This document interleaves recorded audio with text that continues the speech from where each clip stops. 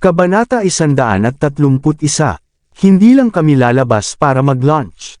Sa tingin ko dapat kumain man lang tayo sa 5-star hotel.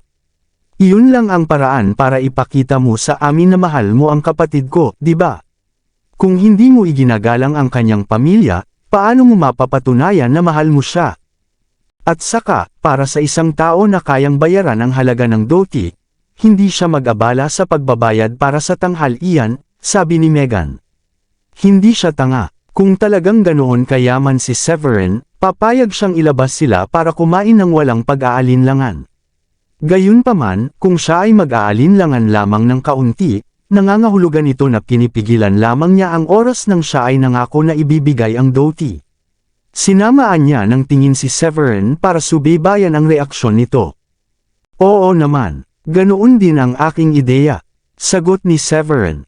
Sa hindi inaasahang pagkakataon, pumayag si Severin nang hindi man lang nag-isip at walang pakialam na sumagot. Ang magulang ni Diane ay ang magulang ko.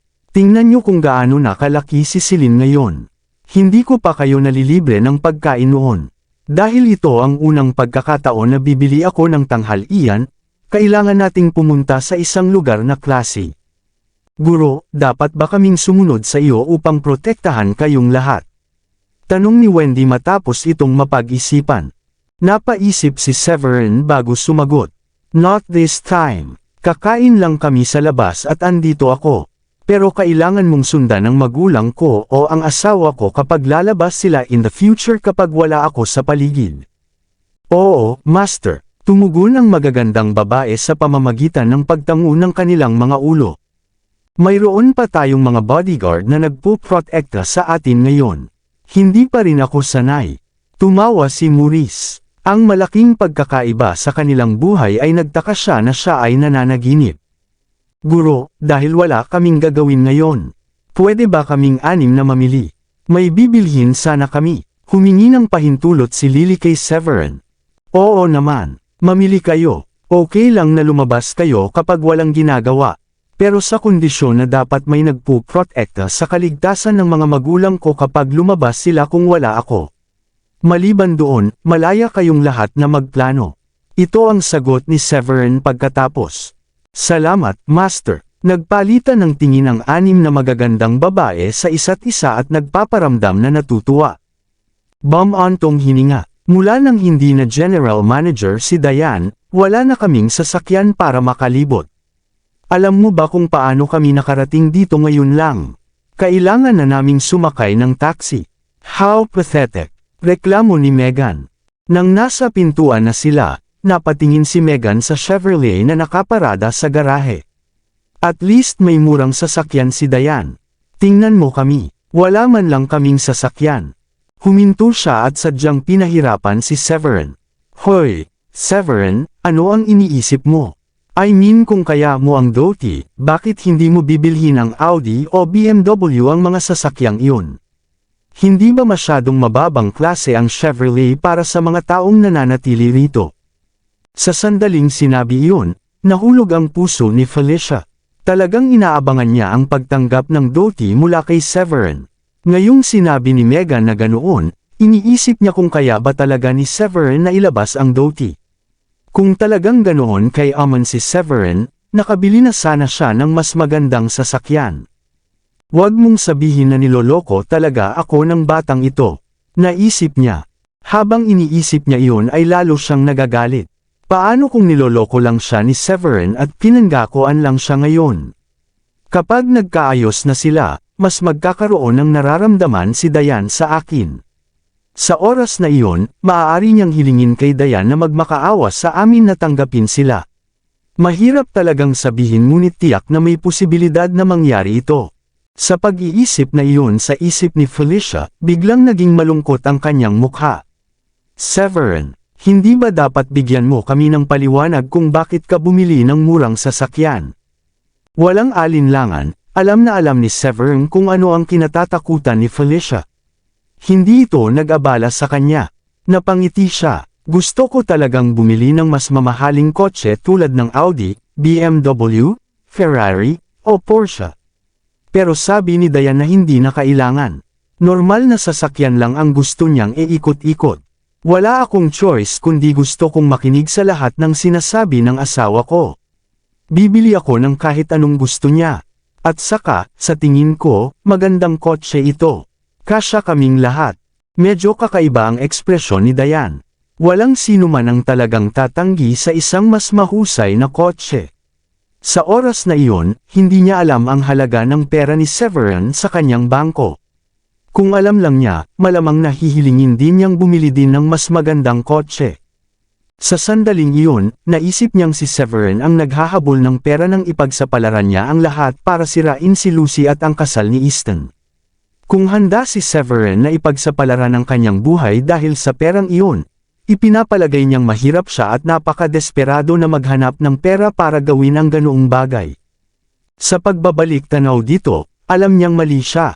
Mayaman si Severin ngunit lumaban pa rin siya para maibalik ang pera dahil ang pera ay pera nina Judith at Maurice na pinaghirapan nila para kitain ito. Diane, ikaw ba talaga ang nagpabili sa kanya ng kotseng ito? Nagkatinginan sina Felicia at Megan at itinuon ang kanilang atensyon kay Diane. Nahihiyang ngumiti si Diane at tumango. Yes, I did. I was just thinking of getting a car for convenience purposes. After all, kalalabas lang niya sa kulungan. Mas maganda na kumuha kami ng hindi masyadong showy na sasakyan. Diane, tinutulungan mo ba siya na lokohin kami? Masasabi mo na lang na wala siyang pera para makabili ng mamahaling sasakyan. Kung may pera talaga siya, wala sa kanya ang pagbili ng Audi A6. You can keep a low profile but not too low. Hindi na natiis ni Megan. Kung saan niya ito nakikita, niloloko sila ni Severin at pinagtatakpan siya ng kapatid niya dahil kay Celine. Megan, hindi ako nagsisinungaling. Talagang mayaman si Severin. Ngumiti ng mapait si Diane. Sa wakas ay naintindihan na niya ang pakiramdam na hindi makapagbigay ng kapani-paniwalang paliwanag. Sinabi niya ang totoo ngunit wala ni isa man sa kanyang pamilya ang naniwala sa kanya.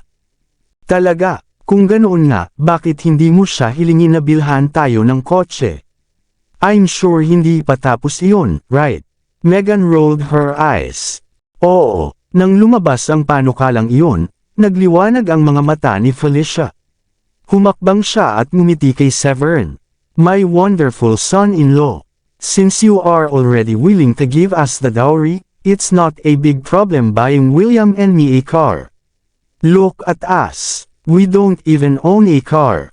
It's not very convenient especially when William has to go to work. He is commuting to work as we speak. Hindi nakaimik si Severin. Masyadong snobbish si Felicia, lalo na kung paano siya pumayag na tawagin si Severin para lang magpabili ng sasakyan.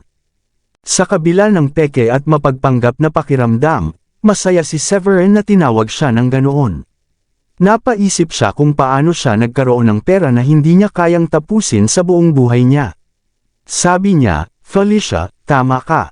Kotse lang yan. Pumili ka ng isa. Maari kang bumili ng kahit anong sasakyan na wala pang $150.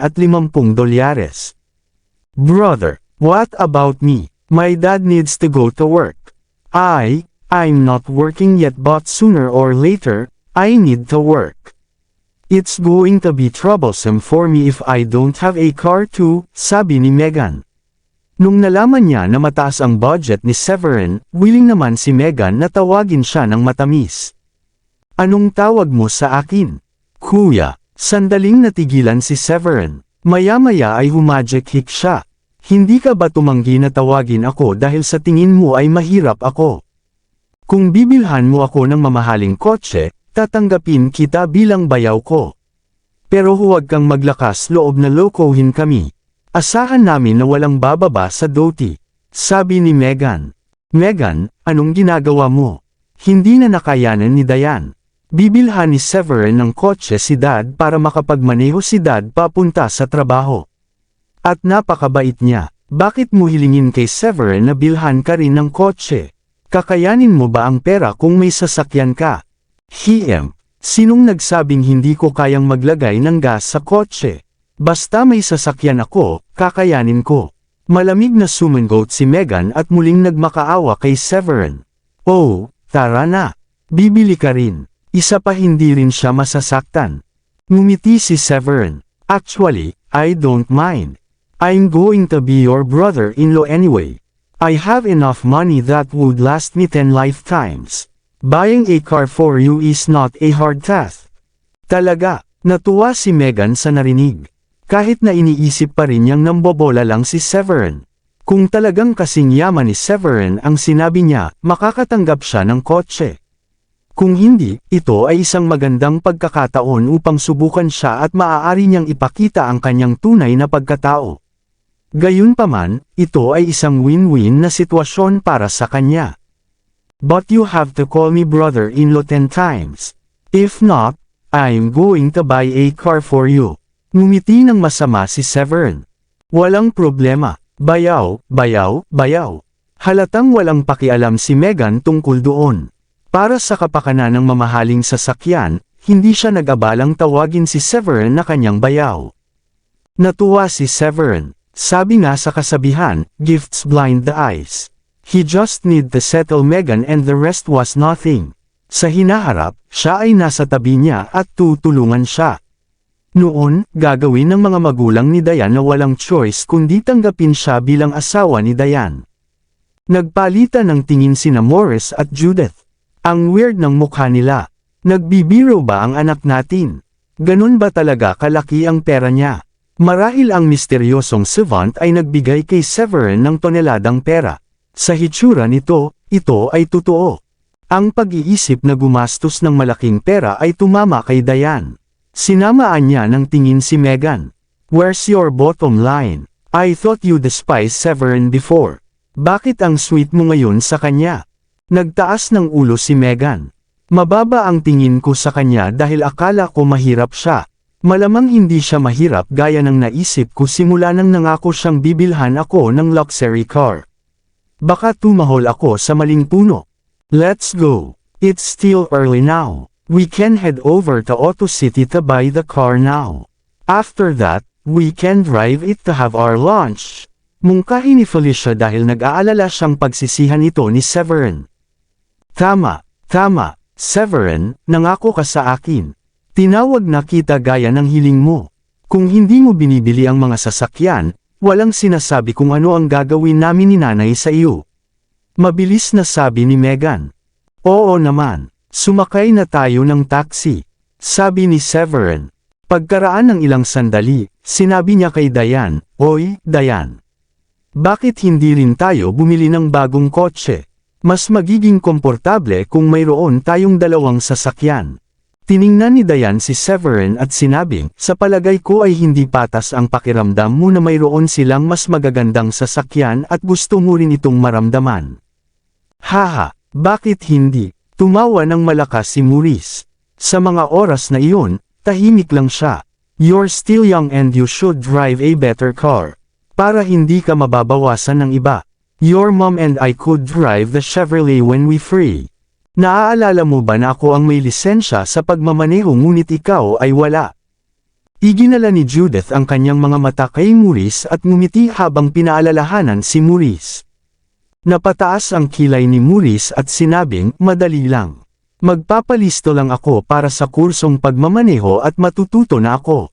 Ngayon ay may sasakyan na tayo para magmaneho, tiyak na dapat akong kumuha ng lisensya sa pagmamaneho. Oo, ganyan ang pag-iisip. Hindi na kayo mahirap gaya ng dati. At saka, hindi rin naman kayo ganoon katanda. Dapat talaga, matuto kayong magmaneho. Baka pwede pa tayong mag-road trip in the future. Ang ganda, diba? Sumama sa usapan si Felicia. Ha, mukhang maganda. Felicia, napakagandang mungkahi yan. Maaari nating isipin na mag-road trip. Narinig iyon ni Maurice at kumislap ang kanyang mga mata. Wala silang magawa dahil mahirap sila noon. Ngayon na mayroon na silang pera at oras na para sa kanila na magsaya sa kanilang buhay. Let's go. Oras na para kumuha ng taxi. Tuwang-tuwa si Megan nang malaman niyang magmamay-ari siya ng kotse at mamumuno sa digmaan. Maraming sasakyan sa Auto City. Hindi nagtagal, dumating ang grupo sa Auto City. Pagkatapos ng ilang tindahan, sumimangot si Megan, at nag-isip sandali, at sinabing, Severin, Pwede ba nating tingnan ang Mercedes-Benz? Tumango si Severin. Walang problema. Let's go. Mabilis na paalala ni Diane, Meghan. Alam kong may sinabi si Severin sa loob ng $150,000. Ibig sabihin, mabibili mo rin ang mga nasa $30,000 hanggang $40,000. Hindi naman ito kailangang nagkakahalaga ng halos $150,000. Oh, tara na. Napakunot ang noo ni Meghan nang marinig yun. Diane, this is my first car. Why are you spoiling the fun for me? Hindi rin masaya si Felicia. Diane, si Severin pa ang nagsabi na walang problema. Bakit ba ang kuripot mo? Pamilya niya rin kami. At kahit kailan ay wala siyang binili para sa amin. Kaya tumayo ka na lang at manood. Nagpout si Diane at wala nang ibang sinabi. Wow! Ito ay napakarilag. Tingnan kung gaano kataas ang pakiramdam sa pulang kulay na ito. Gusto ko ang isang ito. Maya-maya, nakita ni Meghan ang isang kulay pulang GLE na sports car. Excited siyang tumakbo at inilagay ang sarili sa bonnet habang tinatapik ito ng mahina. Severin, gusto ko ito. Maaari ba akong magkaroon nito? Wala pang $150,000 ang halaga nito. Hoy, ikaw! Anong ginagawa mo? Masisira mo ang kotse. Biglang may dumating na tindera. Tiningnan niyang mabuti si Meghan at ipinikit ang mga mata. Napakamahal ng sasakyan na ito. Kakayanin mo ba? Galit na galit si Meghan. Tumayo siya at nilagay ang mga kamay sa bewang niya. What the hell are you talking about? How do you know we can't afford it? Don't look down on us, okay? Panunuyan ng tindera, matagal na akong nagtatrabaho dito. Halatang madali kong napag-iba-iba ang mga may kaya sa mga hindi. Tingnan mo ang suot mo. Malinaw, hindi ka mukhang isang taong kayang bayaran ito. I bet medyo mura ang mga damit mo. Hindi nakaimik si Meghan. Noong general manager pa si Diane, nakakabili sila ng mga luxury items at magsusuot din sila ng branded na damit. Sa nakalipas na ilang taon, mas kaunti ang kanilang ginagastos. Kaya naman, mas murang damit lang ang kaya nilang bilhin. Habang sinasabi iyon, kahit ang kanyang mga kaibigan ay lumayo sa kanya at hinahamak siya kahit gaano pa sila kalapit noon. What's wrong with my clothes? So hindi mahal. I just need to look pretty when I wear them. Say it, how much is this car? Ako, hindi, teka. Kayang-kaya ng bayaw ko. Galit na bulalas ni Meghan kasabay ng nagngangalit na mga ngipin. Sinubukan niyang madaig at pinilit ang tindera na kumilos ng mas malakas. Maraming salamat sa lahat ng sumusubaybay. Please subscribe and follow my YouTube and Facebook channel, Filipino Novel. Maraming salamat po. Kabanata 135. Bayaw. Napakunot ang noo ng tindera. Nang makita niya si Severin, nanlaki ang mga mata niya. Noon, pumunta si Severin para bumili ng mga bagong damit sa isang international luxury branded shop. Sa kanyang hitsura at pananamit, agad siyang nag-transform na tila isang matagumpay na tao. Ang mga mata ng tindera ay kumikinang. Nako, so mayamang bayaw ka. After that, she immediately changed her attitude. Miss, may promo kami para sa kotseng ito.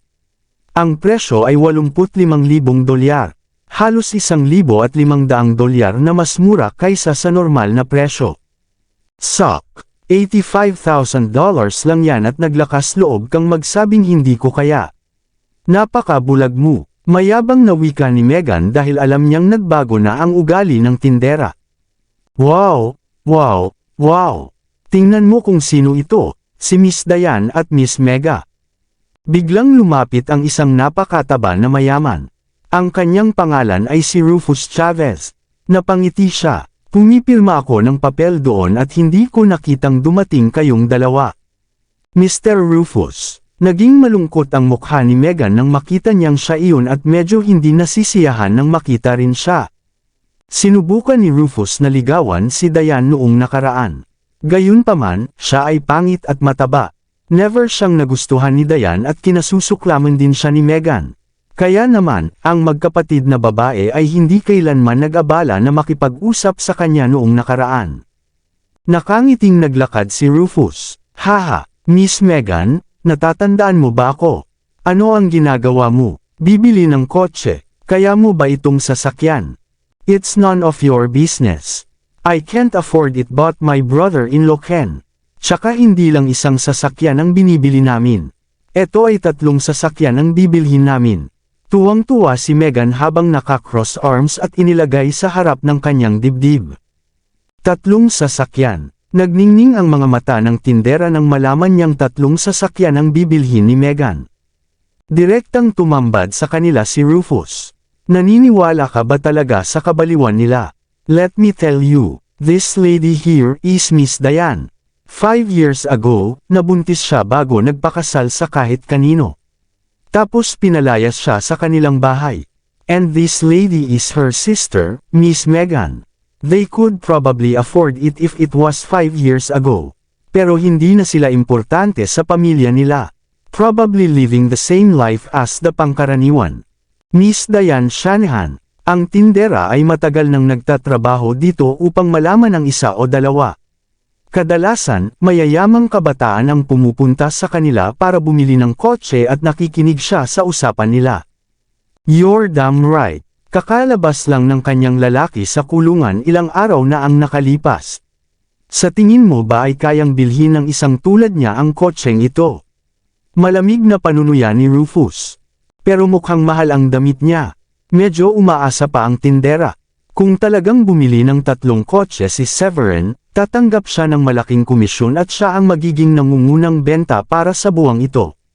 Iyon ay ang katapusan ng buwan, at eksaktong oras upang maabot ang mga numero. Suck! I bet peke ang suot niya. It does look real. Mapang-asar na sabi ni Rufus. Sila ay malamang na nandito lang para mag-test drive at gumamit ng dahilan para umalis mamaya. I suggest you stop waste your time sa kanila. Teka, halos tanghal iyan na. Baka iniisip din nila na makakuha ng libreng pagkain dito. Hindi mo lang talaga alam. Nahila ang mukha ng tindera matapos marinig ang sinabi ni Rufus. Hindi ito ang unang pagkakataon na nakakita siya ng ganitong uri ng tao. Gayunpaman, hindi pa siya nakakita ng isang taong nagpapanggap na mayaman at dinala sa buong grupo ng mga tao kasama niya upang makakuha ng libreng pagkain. Malamig na ngumiti si Severin at pinandilatan si Rufus. Hoy, fat boy, I don't ever recall crossing you before. Kailangan mo bang bastosan ako at ang pamilya ko? Suck! Napangiti si Rufus ng mapanlait. You never cross me but I just dislike you the moment I see you. Anong gagawin mo dyan? I'm going to insult you whatever I want just because I don't like you. You should be grateful I'm not asking my bodyguards to beat you. Bumalik ang tingin ni Severin sa pinto. May ilang lalaking nakasot na naninigarilyo. Dapat sila ang mga bodyguard na binanggit ni Rufus. Hoy, please stop it. May pera ka ba o wala? Kung andito ka at iniisip mong makakakuha ka ng libreng pagkain, please stop waste my time, okay? Nagbago kaagad ang ugali ng tindera at gusto silang paalisan sa tindahan. Haha, it don't matter. Kung nag-aalala ka, nasasayangin namin ang oras mo. We can always go buy the car from Audi. Tumawa si Severin. Suck, busog na busog ka talaga. Tumawa si Rufus. Matabang bata, I think you're asking for someone to beat you. I have been tolerate it. Don't force me to hit you. Noong una ay naisipan na ni Severin na umalis. Kasama niya ang kanyang magulang at ang mga magulang ni Diane. Ayaw niyang makipag-away dito dahil natatakot siyang takutin sila at ayaw niyang masira ang magandang kalooban. Gayunpaman, nakakainis ang kinikilos ni Rufus. Halos mabusog si Severin sa kanya. Hoy, anong tawag mo sa akin? I hate when people call me fat. You asked me not force you right. That's what I do. Halika at suntukin mo ako kung maglalakas loob ka. Swerte mo, medyo matagal na rin simula noong nakipaglaban ang mga bodyguard ko. Naniniwala akong nangangati na ang mga kamay nila. Humakbang pasulong si Rufus at itinaas ang ulo para ipakita ang mayabang niyang mukha. Mr. Rufus, huwag po kayong magalit. Masama ang ugali ng aking manugang. Siguradong hindi siya maglalakas loob na suntukin ka.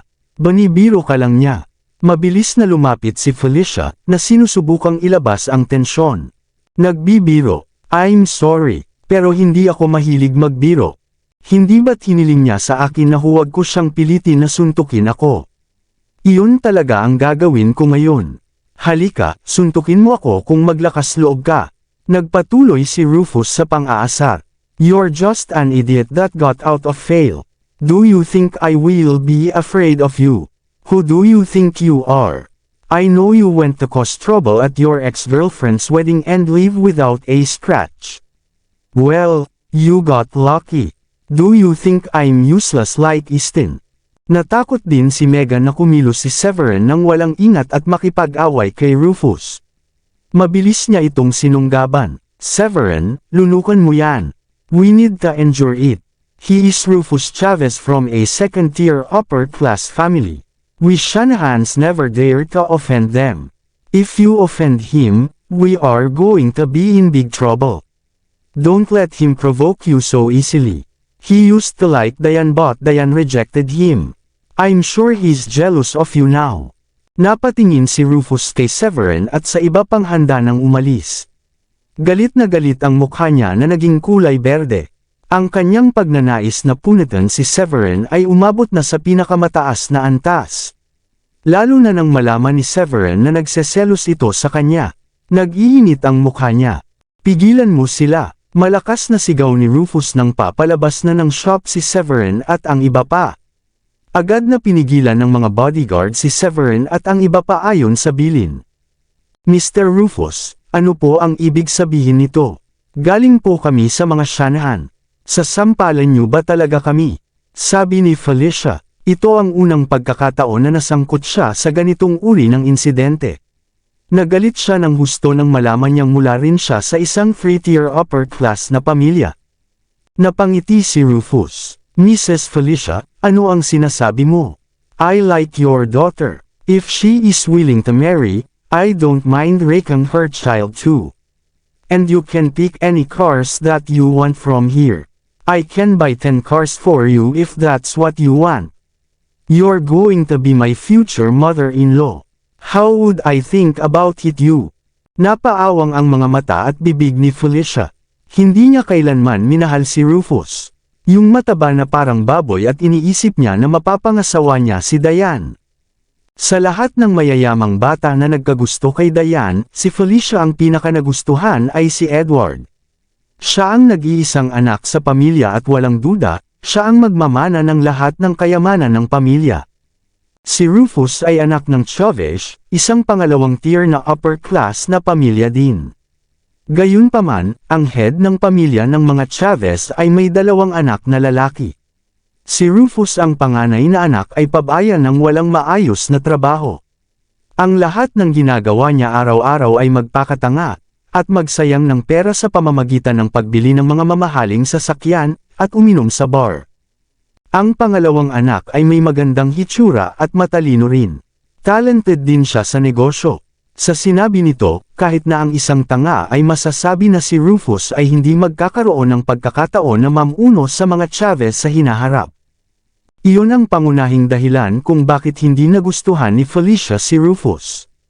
She smiled and yet, alam niyang kailangan niyang ibigay ang mukha sa mga Chavez. Kung ganun, pwede na ba kaming umalis? Umiling si Rufus. Hindi. Siyempre, wala akong gagawin sa inyo dahil kayo ang mga Shanahan, isang third-tier upper-class na pamilya. Baka magkakaroon tayo ng deal sa negosyo na mangyayari sa hinaharap, di ba? Huminto siya at nagpatuloy, but Severin can't live. How dare he say my mouth stinks just now? How would the other see of me if I let him live? Naging malungkot ang mukha ni William. Umakyat siya at tinulungan si Severin. Mr. Rufus, pamilya rin namin si Severin. He's my son-in-law. Anak ng tinapa. Nagmura si Rufus. He's from the Shanahans too. He's your son-in-law. I never heard that your family has been held a wedding. I was never invited if there is one. Haha, ilan ba talaga ang nakakaalam na manugang mo siya? Hey, Williams, I'm giving you more than enough respect by letting you guys leave because you are the Shanahans. Do you really think I don't know? Noong nakausap ko si Stanley, binanggit niya na ikaw ay isang warehouse supervisor lang sa isa sa mga warehouse. Sino ka ba talaga sa tingin mo? Patuloy niyang panunuya. Rufus Chavez, wala ka na sa linya. Galit na galit si Dayan na pumuti ang mukha nang ipahiya ni Rufus ang ama. Galit na pinandilatan siya nito. It's my call to say if Severin is my husband or not. I don't have the obligation to invite you to my wedding. Sok.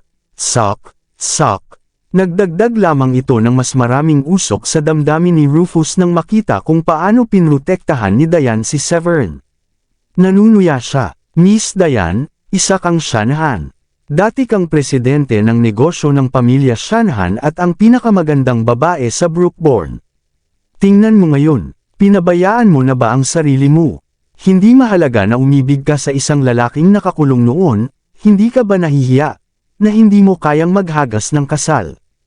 Babayaran ko siya sa pamamagitan ng paghahagi sa kanya ng kasal sa hinaharap.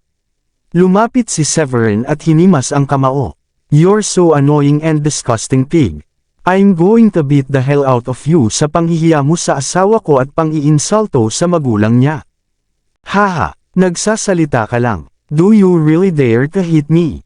Obviously, you don't. If you did, the Shanahans could never protect you. But I can absolutely ask my bodyguards to hit you for na pinapahiya ako ngayon lang. Naglakad na rin si Rufus at tumayo sa harap ni Severin. Bahagya niyang inangat ang ulo para ipakita ang kaaya-ayang mukha. Nagparaya si Severin dahil hinihiling sa kanya ni Dayan at ng iba pa. Gayunpaman, hindi niya lubos maisip kung gaano nakakainis si Rufus. Bumalik ang tingin niya kay Dayan. Honey, I want to beat the crap out of him. Can I? He's too annoying. Anong kalokohan? Kailangan mo bang humingi ng permiso sa asawa mo para gawin yun? Lalaki ka ba o hindi? Haha, tawa ng tawa si Rufus nang makita iyon. Dayan, tignan mo. Anong klaseng lalaki ba ang pinili mo? Bakit pumipili ka ng ganyang malambot na lalaki para maging lalaki mo? 5 miserableng taon ang sinayang mo. Sabi ko sa'yo sumama ka. Mas maganda pang mag-enjoy ng buhay kasama ako. Sabi niya. Mahigpit na hinawakan ni Dayan ang kanyang mga kamao. Sa simula, gusto niya itong palampasin at tiisin. Gayunpaman, naging malupit si Rufus para sandutan ang lugar kung saan ito pinakamasakit. Galit na galit siya kaya napasigaw siya. Severin, talunin mo siya. Galit na galit ako, hindi ka binabae. Bam! Matagal nang hinintay ni Severin ang sandaling ito. Sa sandaling sinabi ni Dayan sa kanya ang kanyang mga salita, direktang sinuntok niya ang ilong ni Rufus. Sa malakas na kaluskos, nakita si Rufus na lumilipad at bumagsak ng husto sa lupa ang pangalawa noon. Dama po si Rufus sa kanyang puwitan. Pakiramdam niya ay mapunit na ang kanyang puwetan sa dalawa. Ang sakit ay hindi maipaliwanag. Hinawakan niya ang kanyang ilong at nakita niyang umaagos ang dugo mula sa kanyang ilong. Dumudugo ako. Oh my God! Natakot si Rufus. You're useless bunch of people. Bakit pinapanood niyo lang ako? Enough. Ano pang hinihintay niyo? Nag-e-enjoy ang mga bodyguard sa palabas at nag-react lang sila pagkatapos silang pag-alitan ni Rufus. Mabilis silang tumakbo pa punta kay Severin na nakahanda na ang mga kamao para suntukin si Severin. Natakot si Felicia at ang iba pa nang mabilis silang napaatras. Talagang sinaktan mo siya. Agad na nang hinayang si Dayan nang makitang duguan si Rufus. Hindi na kontrol ng galit ang kanyang isip ngayon lang. Akala niya ay hindi gagawin ni Severin ang kahit ano, dahil lang sumigaw siya at alam niyang galit na galit ito. Huminga siya ng malalim. It's alright. As Severin said, the damage is done. There's nothing he can do about it. At saka, kami ang mga Shanahan. I don't believe Rufus would actually dare to fight us. Hindi nito inaliw si Felicia. Sa halip, halos mahimatay siya. You stupid girl. Ano bang iniisip mo? Hindi pa siya tanggap ng lola mo. Sa tingin mo ba, sasaktan ng lola mo ang Chavez dahil lang sa kanya? Nay, huwag kang mag-alala. Aakuhin ko ang sarili kong responsibilidad at hihilingin ko sa mga Shanahan na tulungan kayo o pasanin ang mga Shanahan. Sabi ni Severin.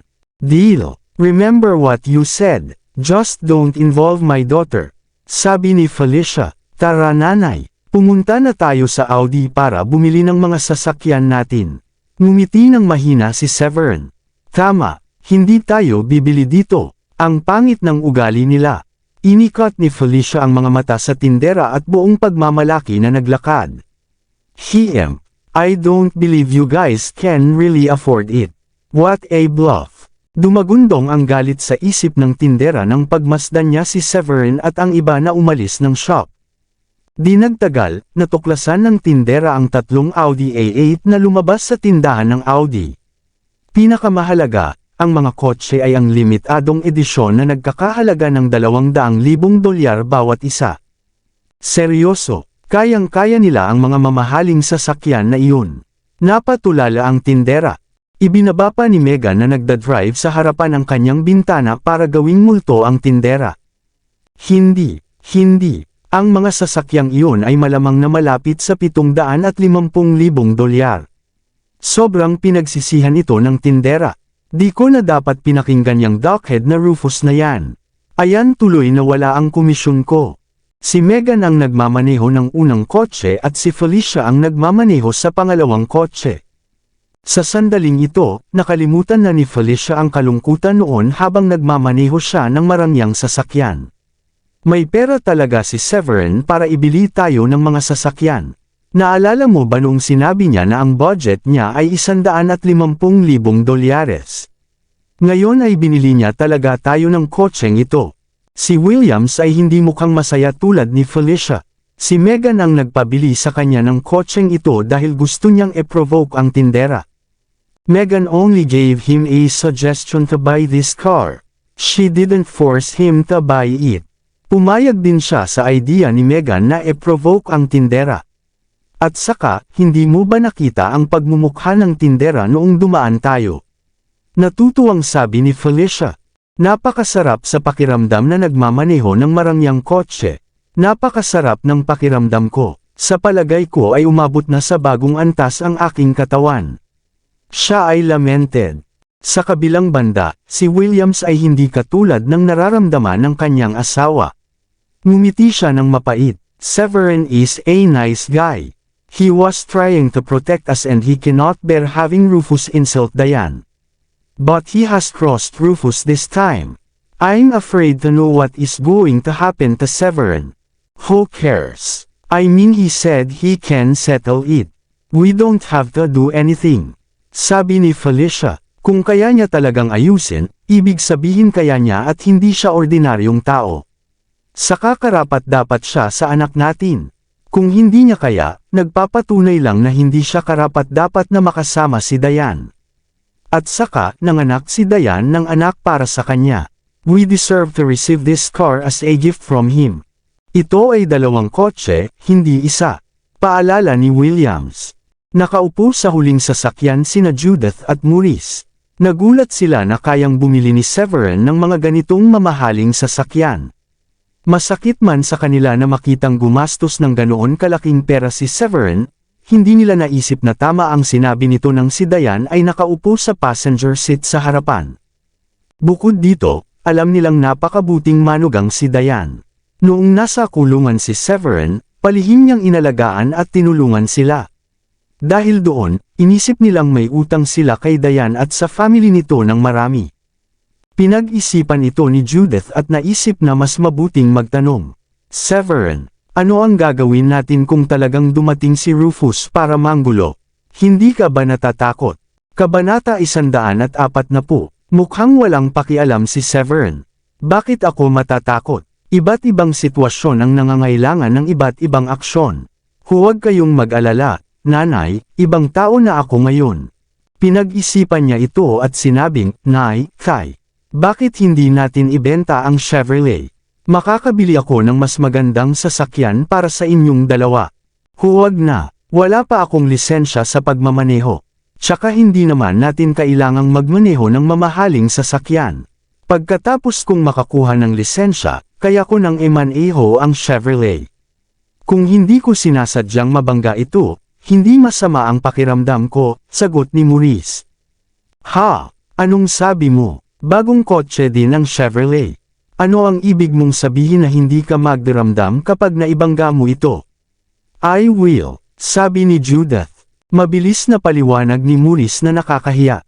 I don't mean that. I mean mas malala ang pakiramdam ko kung mamahaling sasakyan. Mas katulad niyan. Nasiyahan si Judith sa sagot. Nakita ni Severin ang buhok na puti ng kanyang ina. Naging kulay abo na sila dahil nag-alala si Judith sa kanya. Nanay, bakit hindi kita bigyan ng paggamot para sa iyong buhok makalipas ang 2 araw? Sigurado ako na ito ay malapit na magiging itim. Talaga, kung muling mag-iitim ang buhok ko, magmumukha akong mas bata ng 10 taon. Biro ni Judith, mas magiging bata ka sa 20 taon. Nakangiting sabi ni Severin.